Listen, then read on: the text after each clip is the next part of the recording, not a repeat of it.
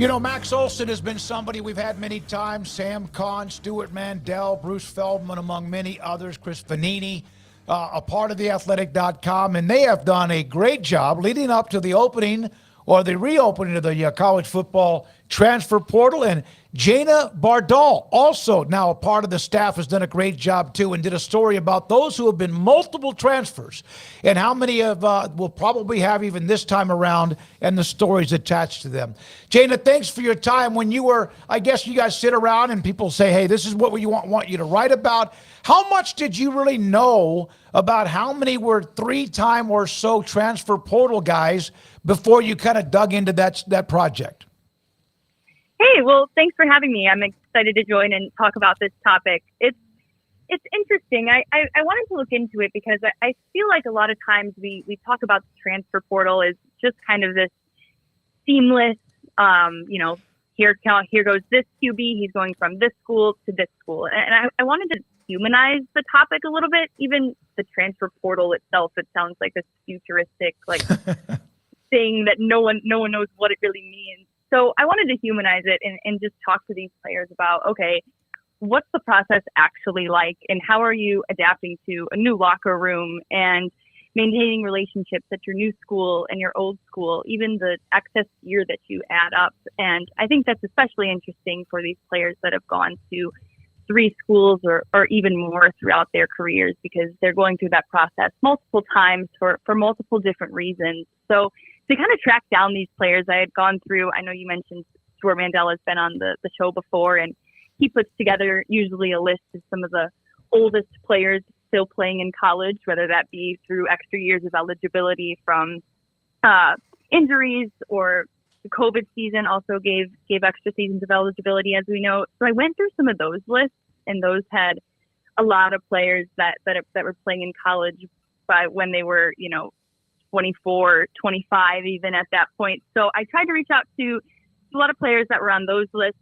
Some were still in college, some were graduated at this point, but I found that people were really open to talking about it, which I was pleased with. I was nervous. I didn't want it to seem like there was a stigma coming at this of why did you transfer to 3 schools? I was really just interested in the process of it. And then the question I think a lot of us don't really realize that we have, but where does their loyalty lie now? College sports and college itself is something fueled from alumni and people going back to where they studied. So I was curious where these players feel like they fit in when they look back at their careers. So Oklahoma State and Bowman, their quarterback, has been everywhere. Texas Tech, he grew up, I think he wanted to go to Penn State. Then he was at Michigan.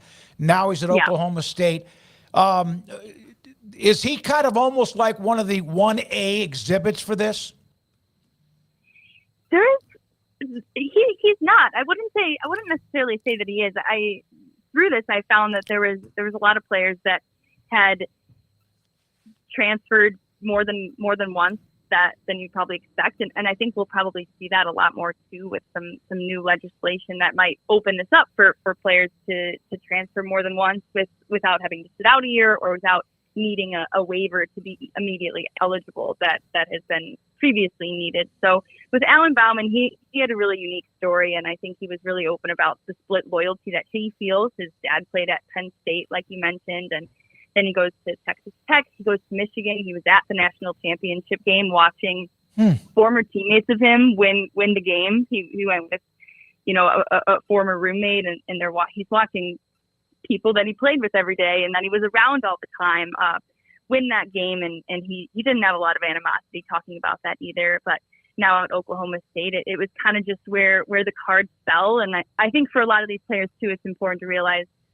the transfer portal isn't necessarily always their own decision, and a lot of these players stressed too, it wasn't like they went into college with the intention of jumping from school to school. It might have just been how the cards fell down based on injuries or based on how their careers just played out. Jayna, there are the players that I feel like go into the transfer portal multiple times because once they get to a school, they're stopped being recruited and they miss that feeling as opposed to, where the coach is like, well, now you got to produce because you're here. Recruitment's over. But Did you find that most of the guys were just trying to find a spot, especially when you're talking about quarterbacks, where they could just play because there's only one of those guys on the field at one time? Yeah, that's a good question. I think especially at the quarterback position, there was a lot of conversations about that. I mentioned Chase Bryce in my story, and he was interesting because he started at Clemson. He was backing up Trevor Lawrence, and he transferred. He finished school there, and he was really adamant about he wasn't at Clemson thinking in the back of his mind the whole time where he wanted to go next. It was more just he had graduated from Clemson and the opportunity came, hey, if I want to go somewhere and get starting experience, maybe I can do that as a graduate transfer. So that's definitely a driving force to a lot of these players. Some players also, coaching changes are kind of what spur this, and players that had gone through that had mentioned to me that how they navigated those experiences were just talking to those coaches right away and figuring out where they fall on that coach's plans and where they fall on what that coach, the vision they have for the program going forward. So I think, yeah, there's always in the back of your mind, I think a lot of the players were obviously going to a place where they thought they would be in a better position than where they were at now. Maybe not necessarily because they were unhappy where they were, but maybe wanted more playing time and wanted to give themselves a better opportunity for post-college opportunities in football. What I guess what did you find to be maybe the biggest negative for some players in terms of all of this? I mean, obviously there's a lot of positives to it, but was education cited very often just in terms of bouncing? Does that cause difficulty in trying to get credits towards graduation? Was there any drawbacks that you found, or was it pretty much just like, hey, everything was great having these opportunities. It's just maybe the coaching, like you just pointed out, wasn't quite what I thought it might be. Anything that stood out to you in that regard? Yeah, I did make sure to ask all of the players I talked to what the process was like for their credits to transfer over. I think that's something that kind of gets ignored in this transfer portal era as well. And I was pretty surprised that, and I mentioned this in my story, the overwhelming two factors that pledged players' loyalties to certain schools were either one, the amount of time they spent at that school. So they were, at USC for 5 years, and then Illinois and Kansas State for one. That was, USC is your home, I guess you could say. But the other factor was where they got their undergraduate degrees from. A lot of players still mentioned a pull to those schools. So I had asked how credits transferred. It sounded like for a lot of them, there's a lot of staffers at schools that help that process go as smoothly as it can. There were a few players that said they had some just credits floating in the air that they didn't end up getting to finish out or didn't get to, had to redo at a different school. But for the most part, I was surprised by the way it sounded like credits transferred and where they finished out that degree had a pretty strong pull to where they feel loyal to. I've asked coaches this at times because they transfer more than players, and that was one of the arguments. Yeah. Well, coaches get to leave all the time, which has opened up part of that Pandora's box of the floodgates. And one coach told me that when he leaves, he does not keep any of his old colors or coaching, even windbreakers or whatever. And one who kept he had 12 different schools, and he had one for each school that he kept. Did that come up at all about what they keep along the way? Yes, I did ask that to a few players. Chase Bryce, I guess I quoted him in the story. He said his excess gear adds up. So he said his closet in his apartment was overflowed at certain points and had to get rid of a few things, but kept the special things, which was kind of funny. He had mentioned everything from a championship ring at Clemson to the really nice pair of sweatpants and warm-up gear that he got at each school too. So I that was interesting. I was interested in that too. Just some of these quirky parts of transferring and a little bit awkward and a little bit uncomfortable that I think we don't talk about much. I ask players even too if their first few days in the locker room, are you forgetting people's names or not knowing where to go? And a lot of them would laugh and had stories about that as well, as just trying to adjust to a new place as a transfer. And I think now it's a little bit different because I think these transfer classes are a little bit, the transfer portal is being used by a lot more players, and there might be a bigger group of transfers coming in each year. But when there wasn't, it was kind of people not trying to step on too many toes and just trying to fit in and show how they could help the team. How about did any of the players who've been multiple transfers, did they want to give other players advice on what maybe they could have done or would have done differently if they did it again? Yeah, I did ask that question a little bit, and it was interesting because a lot of these players, especially the ones that are out of college already, they had an interesting perspective because they had seen the transfer portal when they were freshmen. It was at the point where it was mostly just you could be a graduate transfer or you could transfer as an undergrad, but you had to sit out a year. So it wasn't really what anybody thought at that time.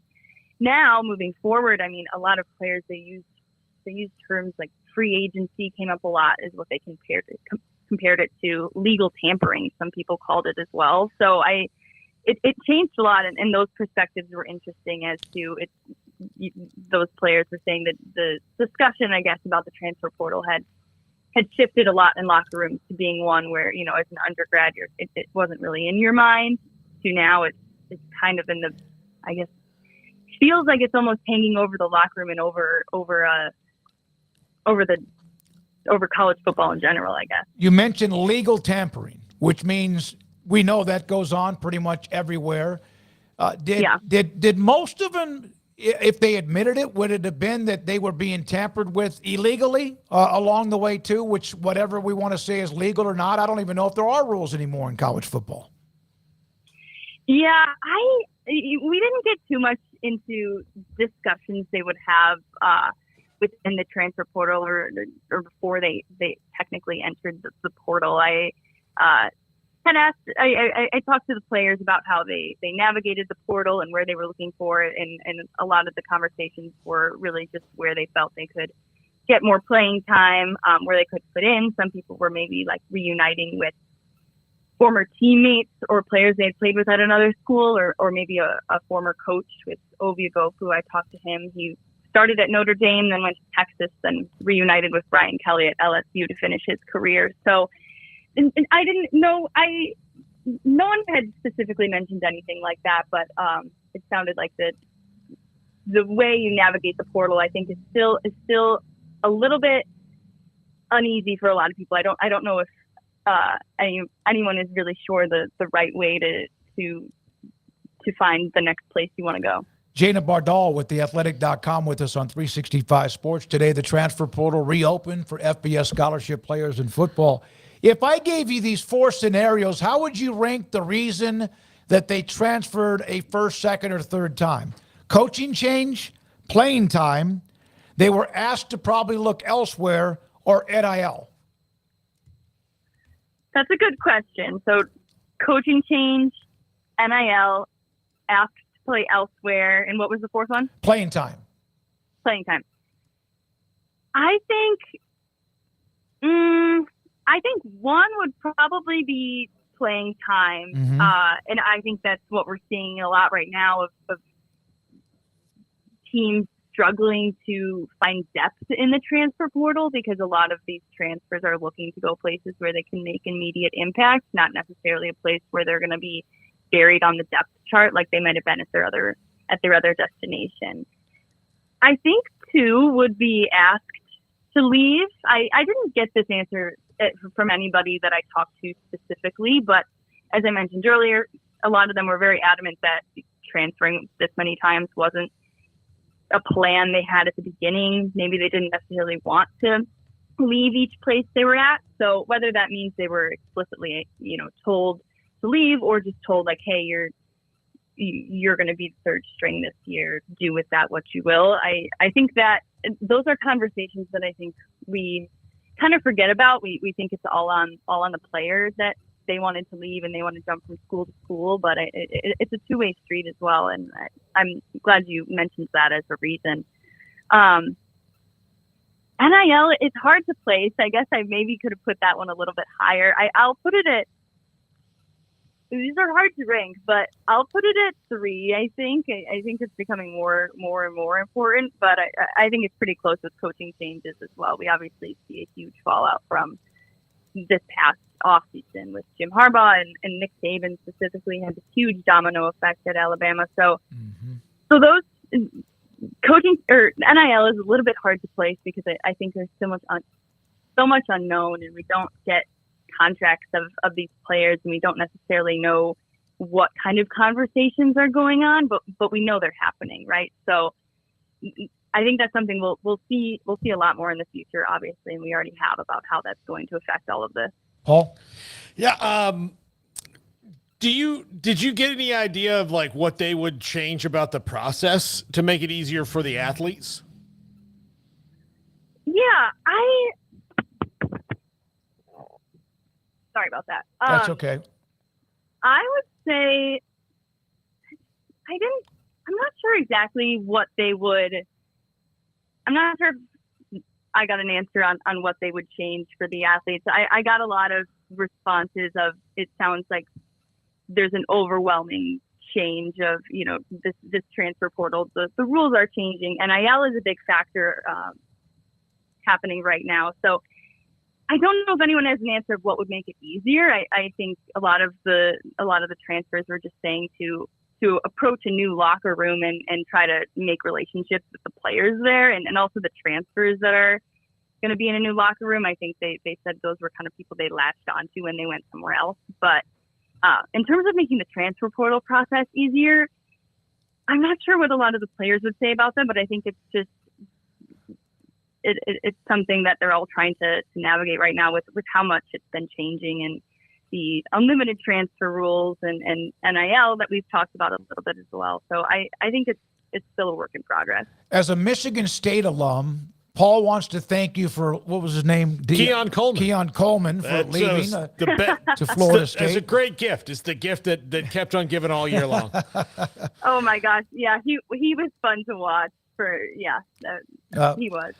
All right, Jayna, good job. And thank you very much. Hope to stay in touch. Hope to add you to the list, if you don't mind, of guests from theathletic.com. We love that place. And as far as the outlet itself and what they do bring to the table, we appreciate it. Great job with the first story on the transfer portal. Well, thanks so much. Thanks for having me. I appreciated the discussion and hope it was helpful. And we'll see what happens in this spring window. Yes, ma'am. That's Jayna Bardahl. Bardahl, theathletic.com, bylines from the Boston Globe.